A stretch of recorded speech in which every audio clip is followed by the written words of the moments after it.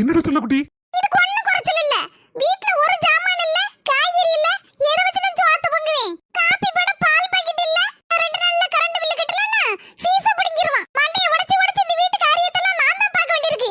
எதையாவது செய்தீரா? போன பாக்கேன்னு போனுக்குள்ளே பேராதியும். அடி ரொம்ப பேசாத. அழகா இருக்குன்னு ஒண்ணு. என்ன சொன்னீங்க? அழகா இருக்குன்னு ஒண்ணு.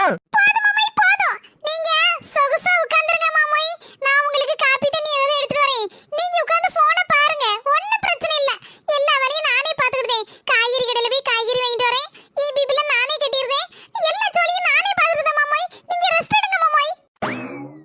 பாவி மக்கா, நான் என்ன சொல்ல வந்தேன் இவன் என்ன புரிஞ்சுக்கிட்டா? அழகா இருக்கேன்னு உனக்கு கட்டின தப்பா போச்சுட்டி.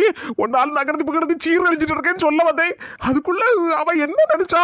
அப்படி போட அருவாள கொக்க மக்கா. அழகா இருக்கேன்னு சொன்ன உடனே அப்படியே